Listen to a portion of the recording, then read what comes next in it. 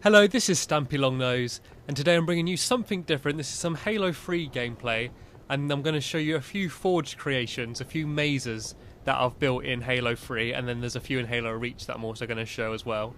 This is my first ever map that I built, and I built it with my friend Afro, and this is us kind of learning all the features, all the tricks that you can do in Forge. So this is definitely the worst maze, but I suppose I better start off at the beginning.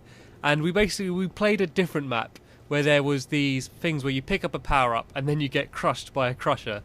And so we basically just wanted to build that, and so at the start, if you're playing with a group of people, they're all run forward and they're all just going to get crushed by that container. So as soon as we spawn, you've got to quickly run around the side.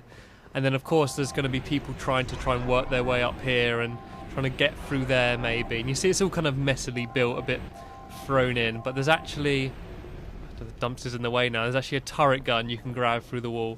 And I'm basically learning about this trick, the fact that you can get on turret guns through walls, really set up a lot of the puzzles. I mean, although in future mazes it's not, the puzzle isn't find the turret gun, it's sort of using that idea of turret guns as to do more complicated puzzles.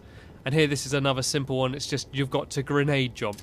And so in future mazes it's sort of you'd have to grenade jump and then do something else, but this is very basic.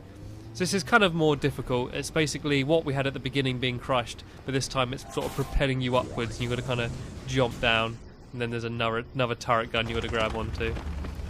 I may actually remember it this well. I haven't played these in ages. I'm going to get really annoyed if I get stuck on one of my own mazes in one of these.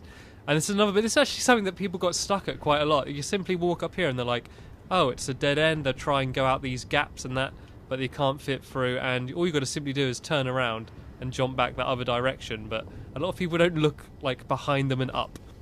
See how messily built, it's all kind of thrown in. If you've not done Forge in Halo 3 but only done it in Halo Reach, it's very difficult. It's basically like building Lego without things fitting together. You're kind of literally just balancing things on each other. And this is something that we did in this maze, and we haven't actually done it in any future mazes. It's basically one teleporter will bring you to instant death, and the other one's the right way, and I'm pretty sure that's the death one, but I might kill myself. Let's give it a go. Oh, it's blocked. Oh, yeah. There's another teleporter down there. Got to throw a grenade to try and unblock it, hit the barrel. There we go. Did I get it? Nope. Well, there we go. There we go. And that's another feature which is used in a lot of puzzles later on, just unblocking teleporters. So the trick isn't unblock the teleporter, it's kind of what inventive thing can you make them do to unblock the teleporter. And this is another crusher there, and everyone misses it. They just run out straight onto there, and it comes out so fast and just smashes them against the wall. Some good times with that. And just to avoid it there. I think there's a turret gun here somewhere. I know, it's a mongoose. Yeah, you can also grab onto some vehicles and stuff to get through walls as well. It's quite a little cool bit, just sort of propels you up out here. So it's quite repetitive, this puzzle. As I was saying, this is just us really learning how to do everything. The ones later on are a lot better built and a lot more advanced. Another crusher there. And I think originally, like, you could cheat the map. I think you actually still might be able to. You can kind of make it come out. Try not to get killed, and then you can get around that corner. I don't actually want to do it because I'm not sure if I can get back in, but what you've actually got to do is you've got to get over this wall, but you've got to kind of crouch jump over it. And that's something which is kind of obvious to do, but a lot of people struggle crouch jumping. And now this is basically us showing off the fact that you can get outside of the map. If you want to get outside the map, you can do it on most levels on Halo 3. You put a turret gun up against the wall, you have someone holding it there. You generally need two people, although you can do it by yourself.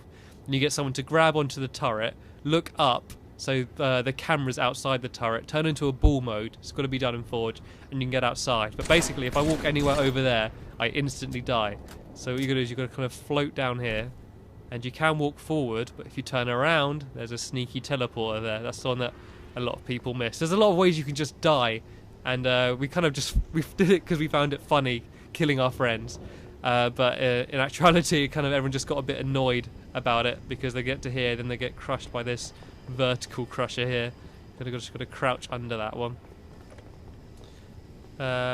This is quite another simple one. You basically just got to destroy these pallets but once again, not everyone knew that they could be destroyed. This is pretty early on in the life of Halo 3, so none of this, I mean, it had obviously been done before. We're not pioneers in Forge maps, but it's sort of, it was all new to us. Whoa.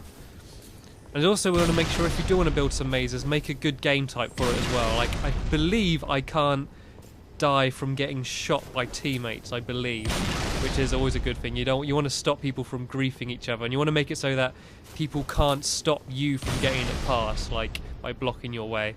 But I mean, that depends what you want to build your map for. Like, we've built some maps which you can only play by yourself, which if you have more than one person, you can cheat by jumping on each other's heads and stuff. And we've also built a map which you need 2 people. It's a co-op map, and you spend a lot of time in different areas unblocking each other's paths, and I'm going to have to make sure I get someone to help me up so I can show you that one. I think this is a blocked teleporter again. Oh no.